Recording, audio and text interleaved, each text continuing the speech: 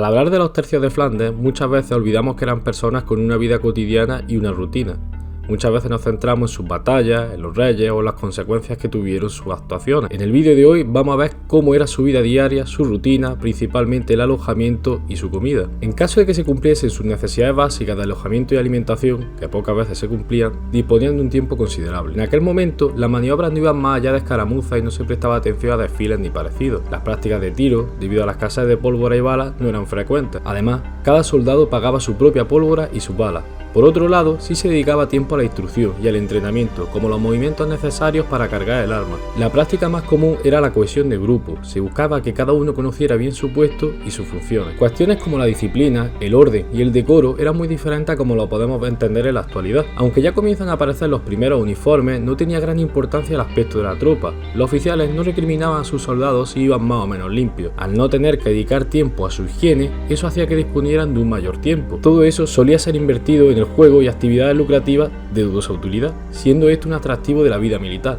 Los oficiales, por su parte, tenían un gusto más refinado y más culto, dedicando su tiempo a la lectura. No olvidemos que los tercios se encontraban en un territorio muy hostil, no solo por el enemigo, también por el clima. Lo común era que durante más de la mitad del año los soldados formaran parte de las guarniciones o estuviesen alojados en la campiña. La rutina diaria solía centrarse en guardia y vigilancia, realización de rondas y las estancias prolongadas en los cuerpos de guardia preparados para cualquier contratiempo. Estas actividades solían ser pesadas y monótonas, dándoles tiempo para complementar su alimentación o buscar alimentos, actividades de todo tipo y meterse en lío, en general, a buscarse la vida. En la guerra de los 80 años, algo más de la mitad de las tropas permanecían en la defensa de plazas fuertes. Era una guerra de sitio. Se defendía con una gran cantidad de recursos aquello que se tenía, saliendo a la campaña entre 10.000 a 25.000 hombres durante primavera y verano. Cuando los soldados salían a campaña, la vida cambiaba.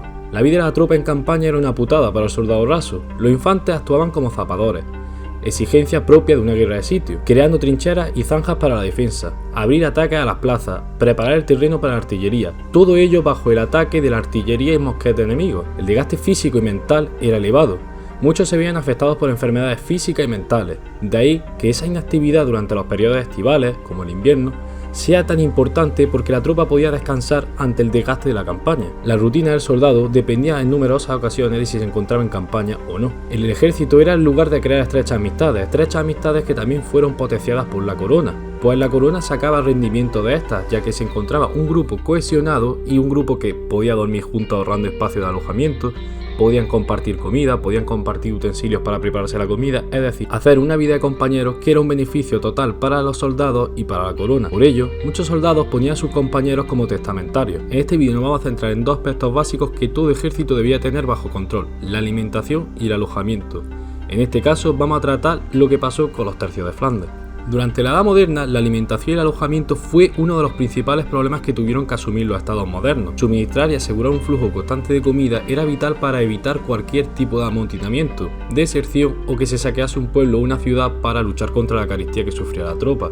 Eran prácticas frecuentes cuando el hambre azotaba al ejército. Los comerciantes locales muchas veces no tenían género suficiente o aprovechaban para imponer unos precios sumamente elevados. En condiciones normales, el soldado de su propio bolsillo costeaba su alimento, algo difícil si tenemos en cuenta lo que hacían los comerciantes locales con los precios. El soldado quedaba a expensas de la fluctuación de los precios para alimentarse. Ante ello, el suministro diario corrió a cargo de la corona, asegurando el alimento con el elemento más básico: el pan. En la Europa de la Edad Moderna fue usual recurrir a particulares, mediante asientos, para proveer alimentos a su ejército, buscando así ahorro y flexibilidad. No siempre se producía el alimento necesario para alimentar al ejército. Ante esa situación se solía recurrir a requisas a la población, provocando graves conflictos sociales. Mediante la búsqueda de particulares, los cuales competían por ser encargados de vender el alimento a la corona obtenía precios más bajos, pero principalmente fijaban un precio que no se viese afectado por los condicionantes como el lugar de entrega, estación del año y fluctuaciones según si la cosecha era buena o mala. El sistema parece toda ventaja, solo si la corona podía afrontar dicho gasto de un alimento. Este método se fue imponiendo a finales del siglo XVI en Flandes, evitando que las tropas tuviesen que dedicar gran parte de su paga únicamente a su alimento. Mediante este sistema, en el siglo XVII cada soldado recibía un pan de libra y medio de peso. Ya el soldado complementaba su dieta. Sobre el pan hubo quejas.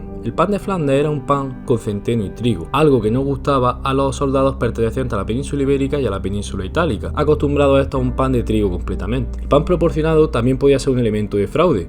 La corona debía controlar la calidad del pan que se enviaba.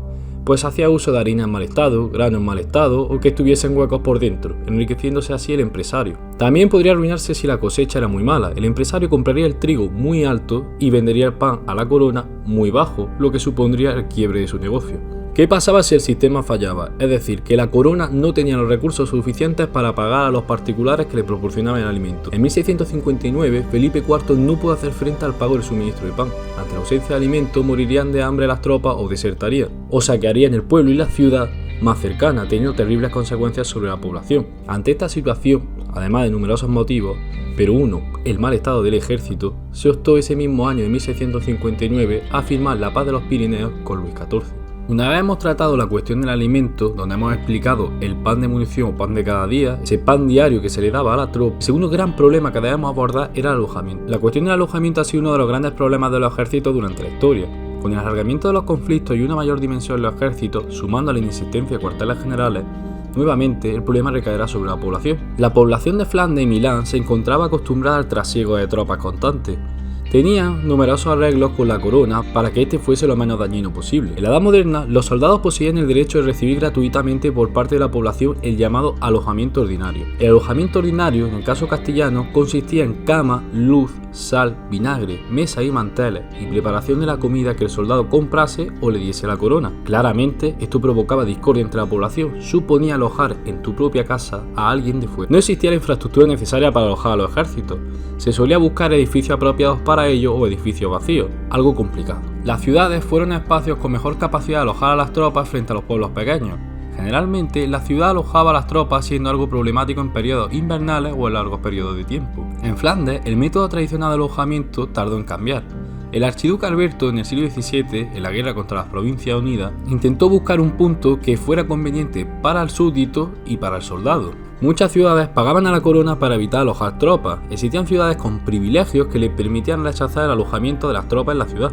Ante esta situación, las plazas fortificadas comenzaron a surgir construcciones permanentes de madera y piedra, siendo muchas veces estas construcciones pagadas por la propia ciudad para que el ejército no se quedase en la ciudad. Estas construcciones se denominaron barracas. Las barracas solían alojar a 4 soldados en 2 camas, 2 casados y 2 solteros. Algunas barracas podían llegar a albergar hasta 8 soldados. No solo se empezó a concebir las plazas fortificadas como un lugar de alojamiento de tropas, muchas ciudades con tropas permanentes, como Amberes o Gante, contribuyeron en sus muros con instalaciones para alojar a una guarnición. Pese a este sistema, todavía el ejército mayormente se alojaba en las propias casas del pueblo, siendo repartidos los soldados por boletos de alojamiento. Algunas casas llegaban a alojar a varios soldados, sin tener en cuenta si la casa podía mantenerse por sí misma. Ante la necesidad de la corona de alojar tropas, siguió recurriendo a la práctica de alojarlas en la población. Muchos soldados también preferían vivir en una casa antes que en las barracas, ya que era frecuente dormir en el suelo de las mismas, entre otros problemas. Además, la fiscalidad local se solía centrar al pago del soldado, siendo más seguro que el soldado recibiera su paga si vivía en el propio pueblo o ciudad. La localidad seleccionada para alojar a las tropas tenía que ser populosa. Se buscaba tener al ejército junto y lo mejor disciplinado posible. La localidad cercana a aquel lugar donde se alojaba el ejército contribuían con su dinero pagando los denominados utensilios y así evitaban que su población diese cobijo al ejército. El sistema abusaba claramente del pueblo, pero fue efectivo y finalmente no provocó grandes conflictos sociales. El alojamiento era totalmente distinto si el ejército se encontraba en campaña, cuando se movían esos 10.000 a 25.000 soldados. Las tiendas de campaña eran un lujo al alcance de pocos, como los oficiales. El alojamiento en campaña era totalmente improvisado, como casas abandonadas o chozas de madera hechas con ramas o tablones. Las tropas vivían en condiciones totalmente adversas. Durante la campaña, la clave era ubicar tu campamento en un lugar adecuado. Si se ubicaba en zonas propensas a inundarse o muy vulnerable a la climatología, la tropa podía morir simplemente por la injerencia del clima. Muchas veces en este tipo de guerras se moría más por la enfermedad debido a las zonas que se habitaban más que por la propia actividad bélica.